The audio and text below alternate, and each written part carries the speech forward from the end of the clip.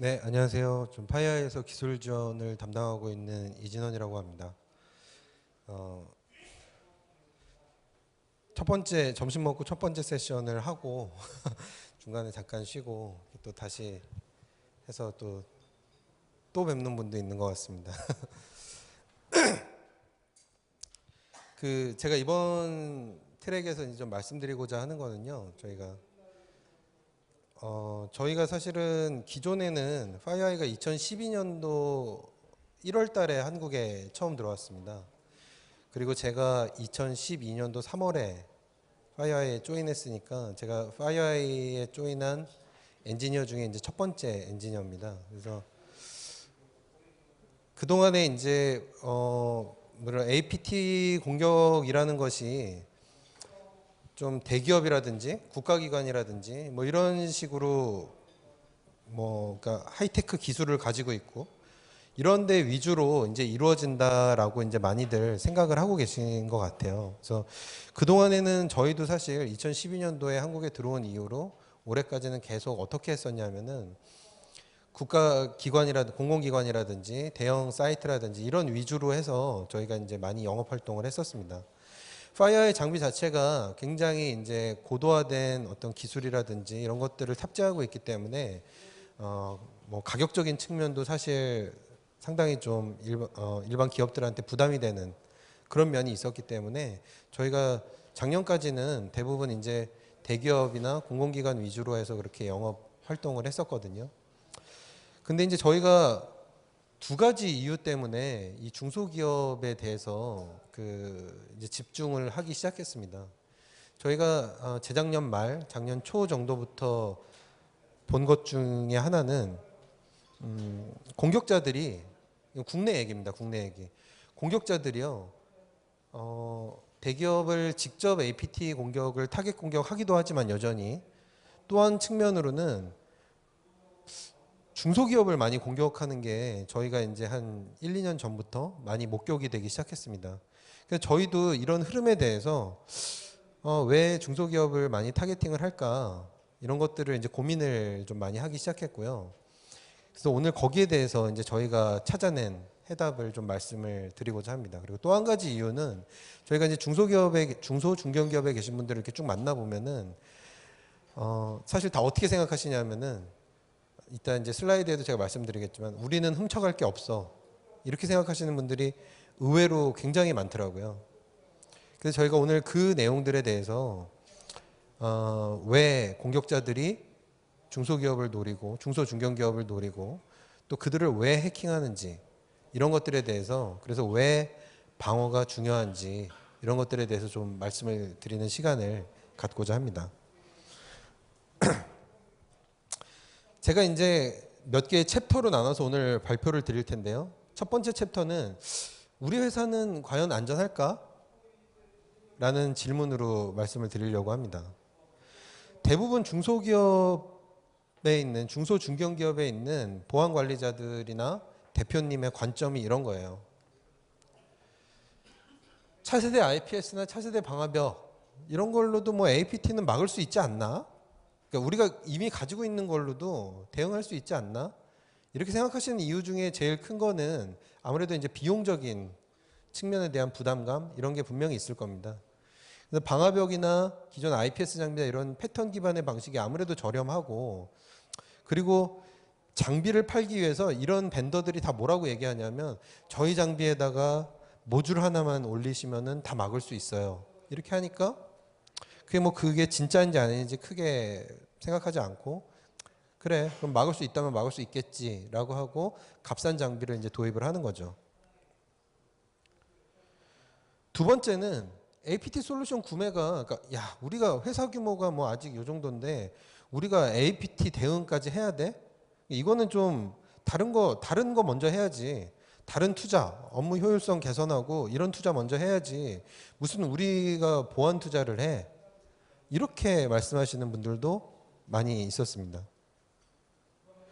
그리고 또 하나 이제 많이 들은 것 중에 하나는 야 뭐하러 비싼 장비 사냐? 장비가 다 거기서 거기지.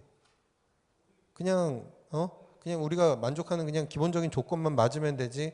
뭐하러 비싼 돈을 주고 외산 장비를 사라는 그런 대답도 많았고요.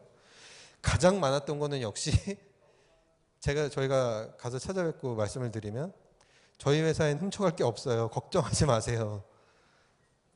뚫려도 돼요. 이런 대답이 의외로 굉장히 많았습니다. 근데 과연 그럴까요? 과연? 여러분의 데이터는 생각보다 중요합니다. 여러분이 생각하시는 것보다는 훨씬 중요해요. 케이스를 들어서 한번 말씀드려 볼게요. 첫 번째 케이스는 물론 저희가 국내 케이스도 있지만 국내 케이스는 여러분들이 회사가 유추될 수도 있고 또 저희가 고객과의 그 보안 서약서를 각서를 다 쓰기 때문에 미국의 사례로 고객명을 제외한 상태에서 말씀드리겠습니다. 이게 미국에서 실제 있었던 일이고 저희가 조사했던 사건 중에 하나인데요. 미국에 굉장히 유명한 중소 스타트업 기업이 있었어요. 뭐 실리콘밸리의 스타트업은 우리나라랑 규모가 좀 틀려서요. 우리나라로 치면 중견기업쯤 된다고 보시면 돼요. 그러니까 매출이 뭐 한 2천억, 3천억 이 정도 되는 그런 회사였다라고 보시면 돼요. 굉장히 잘 나가고 있었던 회사고요. 그래서 이제 뭐 몇 년 이내에 상장을 하겠다 이런 목표를 가지고 있었고요. 근데 해커한테 침입이 돼서 그 회사의 개발 제품에 프로덕트의 소스 코드가 유출이 됐습니다. 근데 이때까지만 해도 이 경영진들이 그렇게 심각하게 생각하지 않았어요. 왜 심각하게 생각하지 않았냐면은 야 그거 뭐 그냥 우리가 뭐 그거 가져간다고 제품이 뭐 어떻게 되겠어? 그리고 뭐 침해 뭐 일어날 수도 있는 거지 뭐 이런 식으로 이제 생각을 하고 계셨거든요. 근데 문제는 그 뒤에 일어났어요. 소스 코드가 유출된 다음에 정확히 1년 반 정도 후에 똑같은 솔루션이 다른 나라에서요 출시가 됐는데 절반 가격으로 출시가 됐어요. 왜 절반 가격에 출시할 수가 있었을까요? 개발비가 안 들었잖아요. 개발비가. 그러니까 우리가 예를 들어서 여기 계신 분들도 알겠지만 1,000원 어떤 제품을 만들고 1,000원이라는 가격을 딱 책정했을 때 거기에는 개발부터 기획 이런 원가들이 다 포함되어 있지 않습니까? 근데 그 과정이 없이 소스 코드를 가져다가 그대로 만들었기 때문에 그 과정이 없었던 거예요. 그러니까 가격은 절반으로도 출시할 수 있죠. 절반으로 출시했어요. 근데 동일한 소스 코드 가져다 만들었는데 제품의 질의 차이가 있을까요? 없죠. 제품은 질적으로 거의 차이가 없었어요. 그러니까 미국 내에 있던 고객들이 어떻게 됐냐면 그 해외에 있는 그 서비스로 다 넘어가기 시작합니다. 그래서 결국에는 3년 이내에 상장할 거라는 그 회사가 매출이 팍 하고 꺾어지면서 회사가 굉장히 경제적인 어려움에 빠지게 됩니다. 또 다른 케이스 한번 볼까요? 요거는 뉴스에 나온 거니까 이름을 한번 공개해 보죠. 요 아시죠? 요 제품 뭔지. 전 세계에서 제일 유명한 VPN 방화벽 업체 중에 하나인 주니퍼라는 회사입니다. 주니퍼가 매출이 한 3조에서 4조 정도 됩니다. 우리나라로 치면 대기업이지만 미국에서는 뭐 한 중견기업 정도라고 보시면 되는데 주니퍼의 주노스가 해킹됐어요. 그 옛날 네스크린 장비요.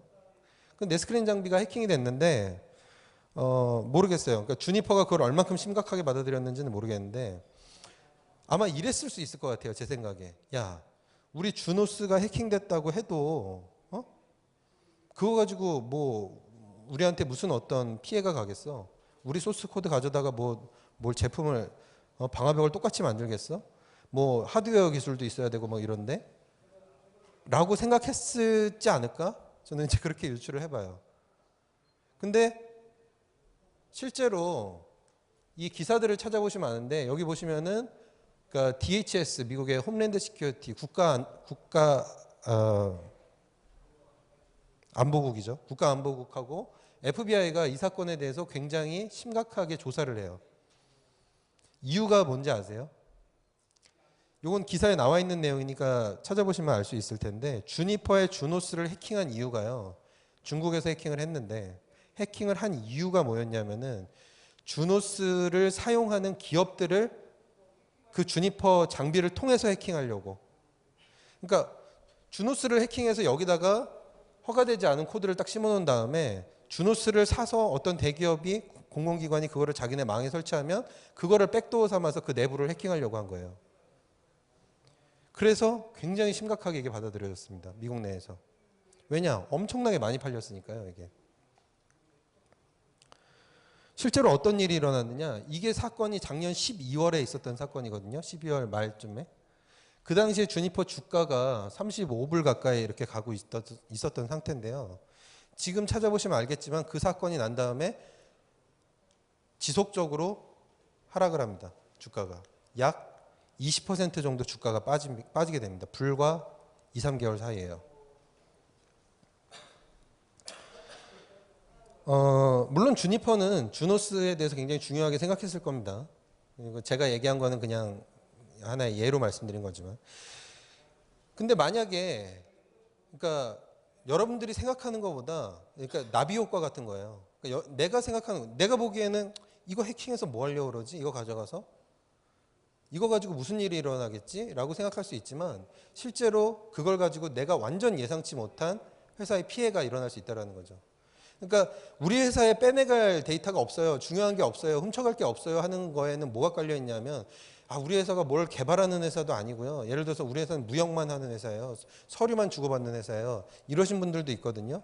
제가 회사명 공개 안 하고 국내 사례 한 개만 더 말씀드릴게요. 국내 대기업을 저희가 테스트, POC를 하고 있었는데 뭐가 발견됐냐 하면은 지속적으로 거래업체의 담당자가, 그러니까 거래업체는 중소기업이죠. 대기업이 하청을 주니까요, 보통. 그쪽에서 그러니까 뭐가 이렇게 선적돼서 왔다 갔다 하는 서류에 대해서 이제 이쪽 대기업 담당자한테 보고를 하는데 그 사람이 보내는 모든 엑셀 시트에 악성 코드가 묻어서 오는 거예요.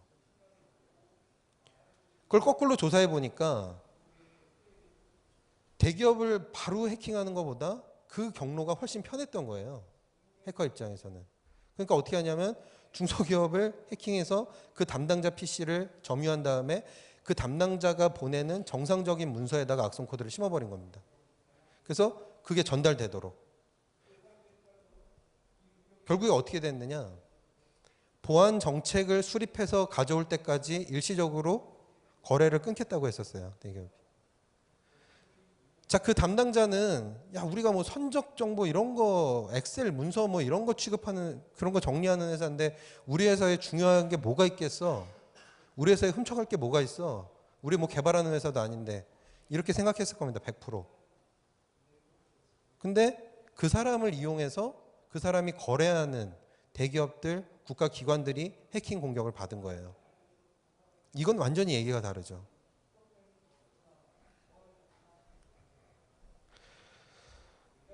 무슨 근거로 그렇게 얘기를 하느냐? 그 케이스 하나만 그랬던 거 아니냐? 그게 아니고요. 저희가 얼마 전에 발견한 오전 세션 키노트에서도 있었던 M트렌드라는 레포트가 있습니다. M트렌드.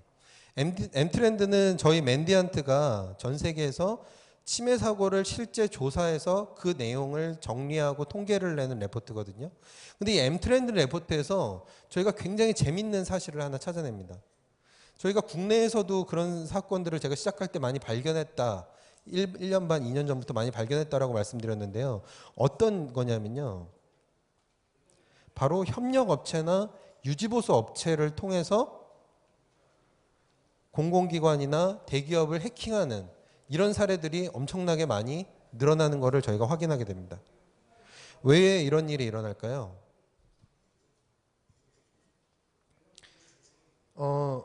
이 대기업이나 공공기관을 해킹하려고 하는 APT 공격 그룹은 소위 말하는 표적 공격을 합니다. 그러니까 해킹을 해야 되는 정확한 목표가 있어요. 그 회사를 해킹해서 내가 뭔가를 얻어내야 될 게 있어요. 그래서 디도스 공격이나 이런 것처럼 무슨 랜섬웨어처럼 한두 번 뿌려가지고 뭐 안 되면은 말고 이런 게 아니고 이 방법을 써서 뭐 예를 들어 처음엔 인터넷 접속을 통해서 뭐 이렇게 공격해봤다가 그걸 잘 막으면 두 번째는 이메일로도 해봤다가 USB로도 해봤다가 모바일로도 해봤다가 계속 공격하는 거거든요.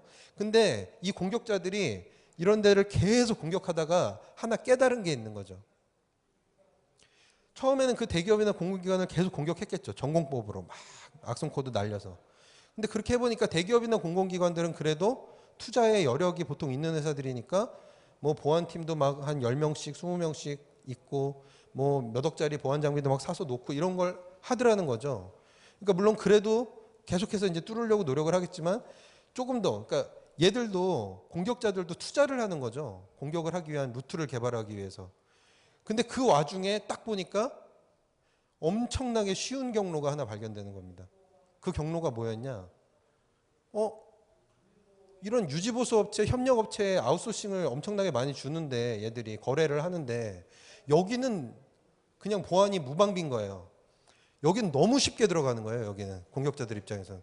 여기에서 그러니까 뭘 훔쳐가려는 게 아니에요. 여기서.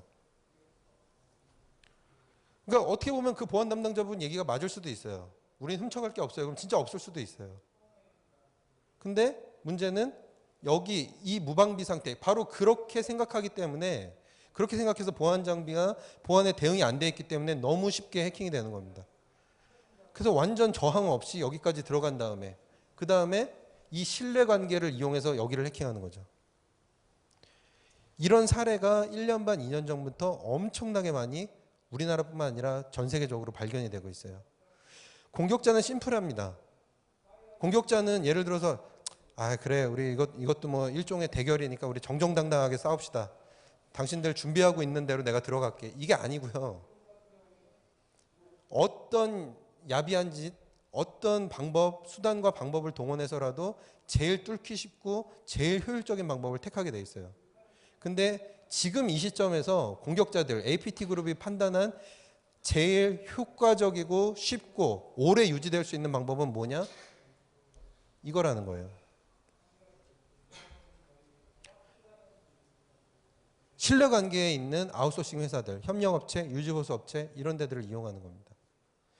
제가 국내에 있었던 사례 한 가지만 더 구두로 말씀드리면, 예를 들면은 이런 뭐 이런 건 아닙니다만 이런 뭐 그 빔 포인트를 만드는 회사였다. 그럼 이 빔 포인트를 만들기 위해서 여기 이 쏘는 빔을 아웃소싱을 주고요. 그다음에 이 겉에 플라스틱을 아웃소싱 주고 여기 들어가는 배터리를 아웃소싱을 줍니다. 만약에 대기업이 이런 걸 만든다고 하면요. 그죠? 대개는 그렇게 하죠. 노트북을 만들어도 뭐 키보드 아웃소싱 주고 뭐 이렇게 하지 않습니까? 해커가 어떻게 했냐면 이 부품 만드는 회사가 그래서 하청업체가 보통 제품 하나에 적게는 뭐 5개, 10개, 많게는 수십 개가 되는데 거기를 다 해킹했어요. 그중에 절반 이상을, 하청업체를. 그 다음에 거기에 담당자 메일을 이용해서 계속해서 공격합니다. 이 사람을. 근데 이 사람 입장에서는 나랑 평소 업무로 거래하는 사람의 이메일을 통해서 문서 파일, 업무랑 관계된 문서 파일이 들어오는데 그거를 안 열어볼 사람이 있을까요, 과연? 100% 열어봅니다.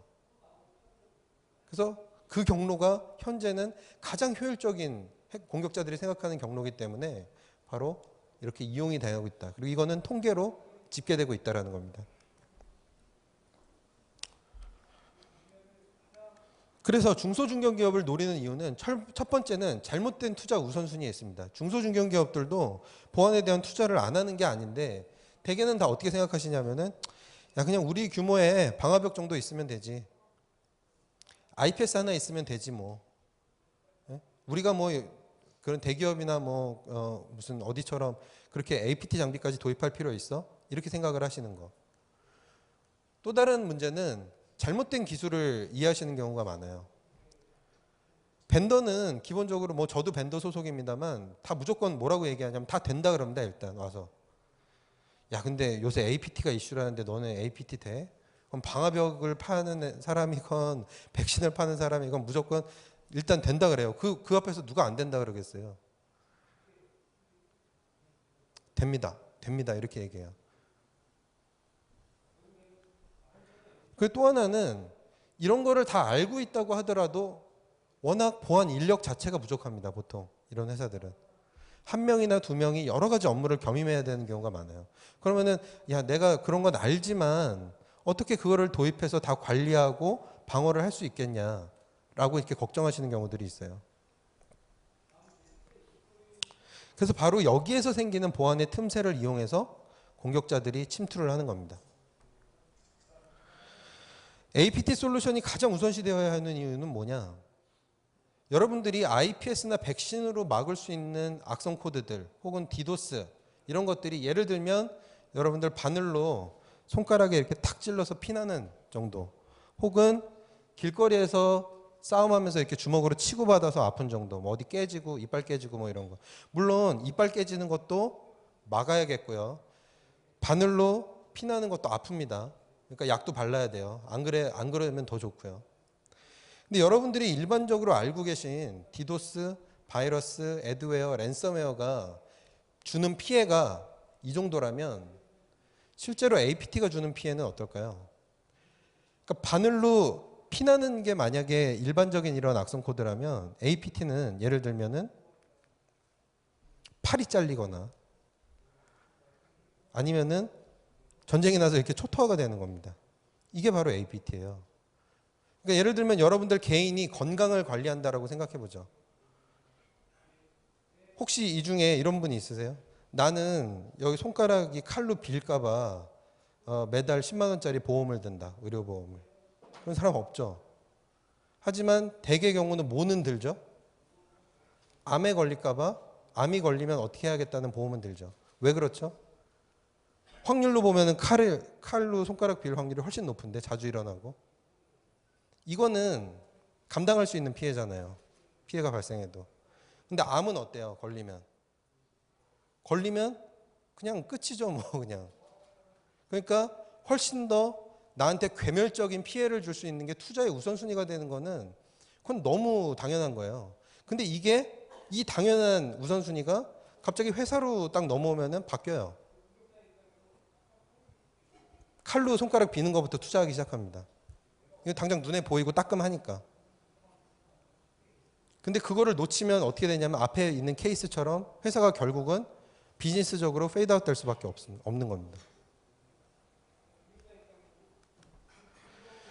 그러면 이런 사이버 공격이 어떻게 진행되느냐? 사이버 공격은 이메일이나 웹서핑, 뭐 모바일 이렇게 다양한 경로로 이루어지지만 그 중에서도 저희가 가장 많이 발견되고 주목되는 건 뭐냐면 이메일이나 웹서핑을 통해서 사용자들이 악성 코드에 노출되고 APT 공격에 노출되는 겁니다.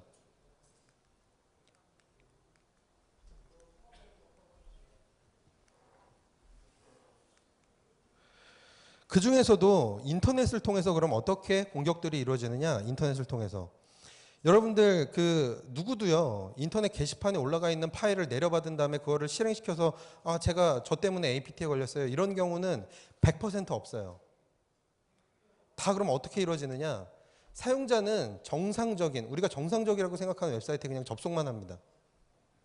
근데 그 웹사이트에는 뭐가 심어져 있냐면 소위 말하는 익스플로잇이라는 코드가 심어져 있어요. 그래서 그 익스플로잇 코드가요. 그 사람의 PC를 해킹하는데 어떻게 하느냐? 사용자는 브라우저에서 그 사이트에 접속만 했어요. 다른 아무것도 안 하고. 근데 접속만 한 것만으로도 그 사용자의 PC에 자동으로 악성 코드가 내려받아지고 실행돼서 해커한테 권한을 갖다 바치게 됩니다. 그걸 뭐라고 하느냐? 기술적으로 드라이브 바이 다운로드 공격이라고 합니다. 뉴스에 이런 거 가끔 보셨을 거예요. 보안 뉴스 같은데 어떤 여행사 해킹됐다 이런 거 기사 몇 번씩 보셨을 텐데 이런 생각 안 해보셨어요?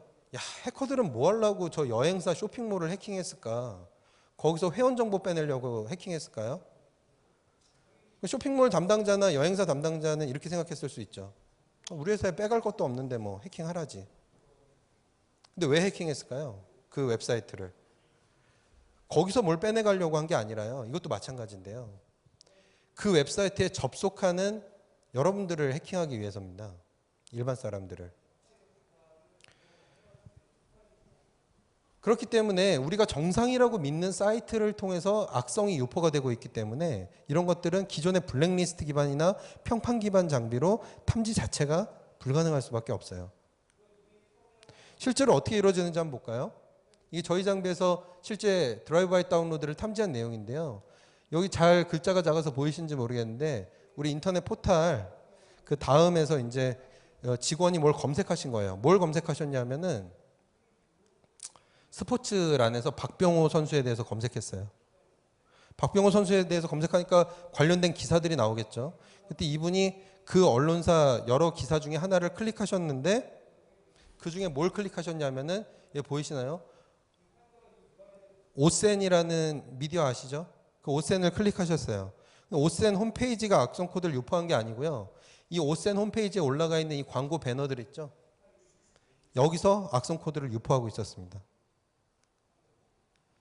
이게 드라이브-바이 다운로드의 전형적인 형태죠.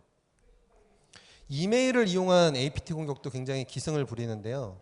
이메일을 이용한 APT 공격의 예를 하나 들어볼까요? 이게 실제 공격에 이용됐던 그 당시 메일입니다. 2011년도에. 2011년도에 무슨 일이 있었는지 오래돼서 기억 잘 안 나시죠? 이 메일이 어느 회사를 해킹하는 데 이용된 메일이냐면요. 진짜 이 작은 이메일 하나로 엄청난 사건이 일어나게 되는데 바로 보안회사인 RSA, 그 OTP 만드는 데 있잖아요. RSA. 거기를 해킹하는데 쓰였던 메일이에요. 이 엑셀 파일이요. 들어있는 이 메일이. RSA가 해킹됐다라는 얘기를 들으니까 뭐 뉴스부터 시작해서 경쟁사들부터 시작해서 막 난리가 났어요. 야, 보안회사가 어떻게 공격을 받았어? 뭐 OTP가 해킹됐어. OTP 해킹됐으면 우리 은행 계좌에서 돈 다 빼가는 거 아니야? 그럼 뭐 경쟁사들은 또 뭐 이때다 싶어가지고 RSA 거 사지 마세요. 뭐 이런 거부터 시작해가지고 RSA 직원은 저 해킹 사고 난 다음에 세미나에 제가 가서 들어보니까 저희가 이제 한번 당해봤기 때문에 이제는 잘 막을 수 있습니다. 이러더라고요. 별 얘기가 많았는데 이거 왜 배우가 뭐였는지 아세요? 진짜 의도가? RSA를 왜 해킹했을까요? RSA의 공식 발표는 뭐였냐면은 시큐어 아이디가 해킹된 건 서버가 해킹된 건 맞는데 그거를 통해서 걔들이 얻어갈 게 없다. 이렇게 발표했어요. 정말 그랬을까요? 해커는 왜 RSA를 해킹했을까요? 록히드 마틴이 투팩터 인증에서 RSA의 시큐어 아이디를 쓰고 있었어요. APT 그룹이 노렸던 거는 록히드 마틴이었어요. 근데 딱 자기네들이 해보니까 록히드 마틴보다 해킹하기 쉬웠던 게 RSA였던 거예요. 그래서 그래? RSA를 해킹해서 그러면 RSA의 시큐어 아이디를 우리가 확보하면 그럼 이걸 가지고 록히드 마틴을 해킹하겠다는 게 걔들 계획이었어요. 그러니까 여러분들이 표면에 드러나는 거, 여러분들에게 보이는 것보다 실제 해킹 사고의 이면에는 훨씬 더 많은 얘기들이 있습니다.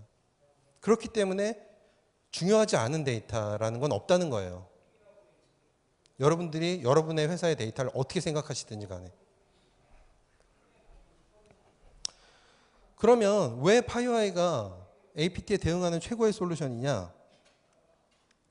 일단 첫 번째로 세계 3대 시장 조사 기관 중에 하나인 가트너가 인정한 APT의 대응 기술이 한 가지 있습니다. 그게 뭐냐면 가상머신, 샌드박스를 이용해서 악성 코드 및 타겟 공격을 탐지하는 게 현재로서는 가장 진보된 방법이다. 이렇게 얘기를 해요.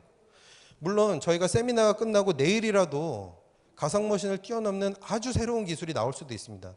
하지만 제가 말씀을 드리고 있는 이 시점까지도 APT를 막을 수 있는 가장 효과적인 방법은 가상머신을 이용한 방법이라고 파이어아이가 얘기한 게 아니고 시장조사 기관이 얘기를 하고 있어요. 제가 어디 가서 얘기를 했더니 가트너한테 돈 준 거 아니야? 파이어아이에서 이렇게 물어보시더라고요. 그게 아니고요. 그게 왜 아니냐? 여러분들이 알고 계시는 국내외의 모든 보안회사가 APT를 대응하기 위해서 전부 다 이 샌드박스 기술을 쓰고 있습니다. 안랩부터 시작해서요. 시스코, 블루코트, 팔로알토, 시마텍 할 것 없이 전부 다 동일하게 쓰고 있어요. 그 얘기는 뭐예요? 현재 기술로 가장 이게 대응하기 진보되어 있는 기술이라는 거죠. 이게 모든 벤더한테 인정이 돼 있다는 겁니다. 그러면은 어차피 모든 회사가 가상머신을 쓰고 있으면 그러면은 왜 꼭 파이어아이를 사야 돼? 그 중에 제일 싼 거 사면 되지. 이렇게 생각하실 수도 있죠. 왜 파이어아이 솔루션이 다르냐? 첫 번째로는요. 가상머신을 구동할 때 가장 중요한 원천 기술이 뭐냐면 소위 말하는 하이퍼바이저라는 기술입니다. 하이퍼바이저가 뭐냐면 가상머신을 구동하기 위해서 VM웨어 같은 거 들어보셨죠? VM웨어, 버추얼 박스 이런 거 얘기하잖아요. 그러니까 가상머신을 실제 구동시키는 밑에 베이스가 되는 OS를 하이퍼바이저라고 그러거든요. 이 하이퍼바이저의 원천 기술을 가지고 있냐, 가지고 있지 않냐가 굉장히 중요해요. 왜 그러냐? 만약에 VM웨어를 여러분 회사에서 VM웨어를 가지고 악성 코드를 탐지하는 솔루션을 구매했다라고 가정해 보죠. 그러면 공격자가 여러분 회사를 해킹하려고 할 때 제일 먼저 뭐부터 해볼까요? VM웨어 누구든지 살 수 있잖아요. 인터넷에서 VM웨어 사는 겁니다. 한 카피.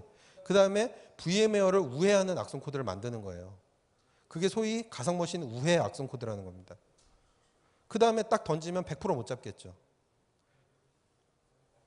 이런데 빨리빨리 대응하려면 어떻게 해야 될까요? 하이퍼바이저에 대한 원천 기술이 있어야 돼요.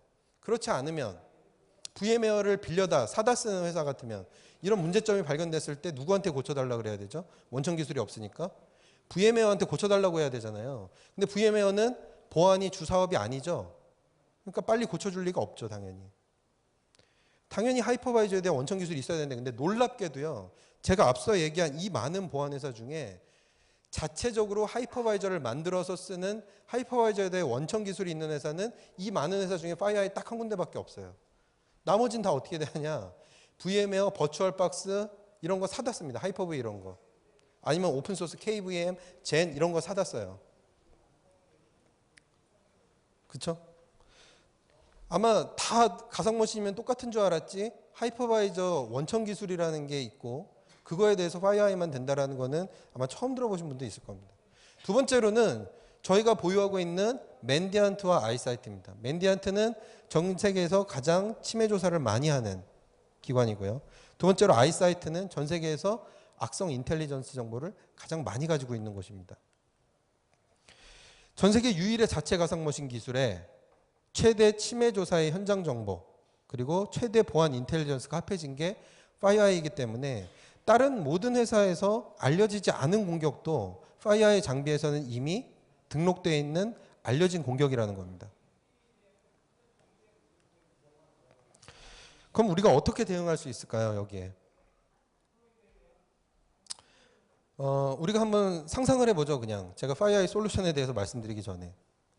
어떤 게 가장 우리가 생각하는 대로 모든 게 만들어진다라고 한번 생각을 해보고. 만약에요, 어떤 장비가 있는데 스스로 패턴 없이 그냥 알려지지 않은 악성 코드가 됐던 트래픽이 됐던 그거를 스스로 분석하고 그 다음에 그거를 다시 자동으로 패턴화시키고 그래서 두 번째 들어올 때는 그냥 자동으로 알아서 패턴으로 탐지하고 막고 만약에 이런 게 있다면 뭐 엄청나겠죠. 스스로 위협을 탐지할 뿐만 아니라 그 위협이 아주 크리티컬한 위협인지 아니면 회사에 크게 위협을 주지 않는 건지 그리고 이 악성 코드가 어떤 공격 그룹이 쓰는 건지 이런 걸 자동으로 다 알려주는 솔루션이 있다면 그리고 우리가 그런데 투자할 수는 없지만 장비 하나 딱 샀을 뿐인데 그 장비 안에 전 세계 최대 APT DB와 침해 대응 정보가 자동으로 그냥 매 시간 업데이트 되는 게 있다면 그리고 APT 장비 사고 IPS 사고 뭐 사고 이럴 필요 없이 장비 딱 하나로 이 모든 보안 위협이 깔끔하게 정리될 수 있는 게 있다면 이런 게 있다면 정말 좋겠죠. 바로 이런 것들이 구현돼서 중소기업을 위해서 타겟팅돼서 출시된 게 올 초에 2월 달에 저희가 출시한 NX 에센셜이라는 제품입니다. NX 에센셜이라는 제품은 네트워크상의 위치를 하면서 사용자들이 인터넷 서핑을 하는 것을 전부 다 감시하고 모니터링합니다. NX 에센셜은 중소기업들이 보안에 대한 중복 투자를 하는 것을 막기 위해서 IPS 기능을 기본으로 탑재해서 제공을 합니다. 그 다음에 전 세계의 70% 정도, 국내에는 약 80%가 넘는 시장 점유율을 가지고 있는 파이어아이의 APT 기술을 그대로 넣습니다. 그 다음에 모바일 악성 코드에 대한 것도 네트워크상에서 자동으로 탐지할 수 있게끔 지원을 합니다. 이게 다 들어갔으니까 그러면은 기존보다도 기능이 많아졌으니까 더 비싸졌겠네요. 가 아니고 이거를 다 넣은 다음에 가격은 오히려 더 낮췄어요. 30% 이상 낮췄습니다, 가격을. 그래서 중소중견기업들이 이 보안의 울타리 속으로 들어올 수 있도록 하는 전략적인 제품을 출시한 겁니다. 만약에 NX 에센셜이 없다면 어떻게 해야 될까요? IPS는 결국에는 이제 알려진 위협을 차단하는 건데 적어놔야 되고 뭐 또 조금 보안 투자하시는 데면은 바이러스 월 이런 것도 있을 거고요. 그 다음에 APT는 또 APT대로 이렇게 놔야 되고 여러 개를 놔야 되는데 그러다 보니까 운영 인력이 많고요. 장비가 늘어나니까 장애 포인트 증가하고 오탐이나 미탐의 문제들이 생깁니다. 그리고 모바일 악성 코드 요새 다 스마트폰이랑 이런 거 가지고 와서 다 일하는데 그런 거는 대응할 방법이 없어요. 근데 NX 에센셜이 들어가면 어떻게 되느냐? APT, IPS, 랜섬웨어, 모바일 악성 코드까지 단 하나의 장비에서 탐지와 차단이 동시에 이루어집니다.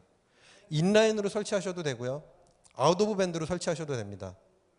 두 가지 모드에서 다 공격이 발생했을 때 차단 기능을 제공합니다.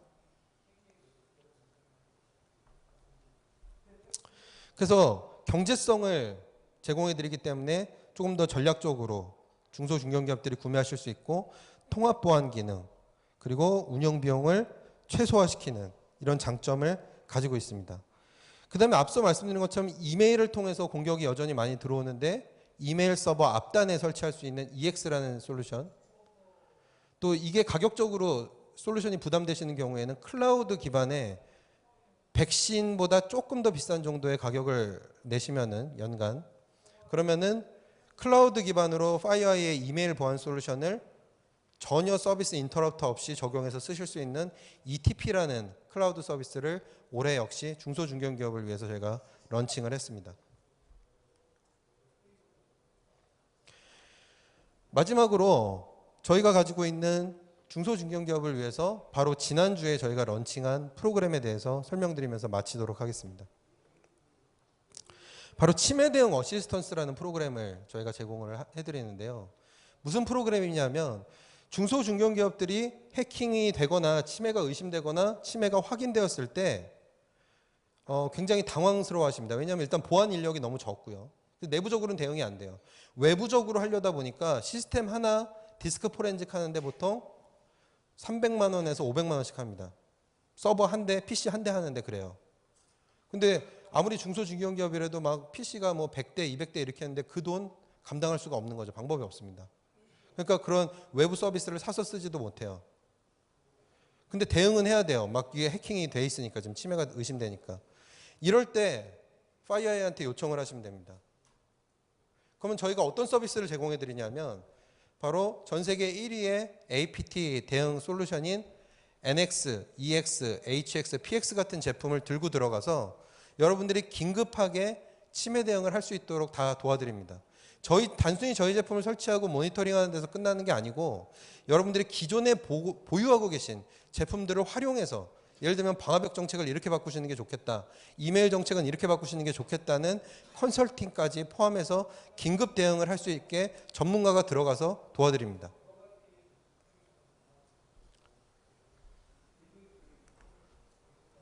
놀라운 사실은 이거를 물론 조건이 있습니다만 저희가 무상으로 제공을 한다는 겁니다. 대신에 이거는 중소중견기업을 위해서 제공되는 서비스입니다.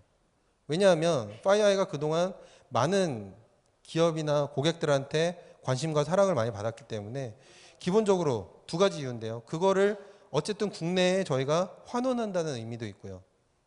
또 다른 의미는 바로 중소중견기업이 안전해야만 결국에 그 루트를 이용해서 공격이 다른 곳으로 이어지지 않는다라는 그런 믿음이 있기 때문에 그렇습니다. 그래서 치매 대응 어시스턴스 프로그램 혹은 제품에 대해서 문의사항이나 요청이 있으시면은 저희한테 언제든지 연락을 주시면은 저희가 도움을 드릴 수 있도록 그렇게 하겠습니다. 자, 발표 시간을 조금 넘겼는데요. 여기까지 해서 제 발표를 마치도록 하겠습니다.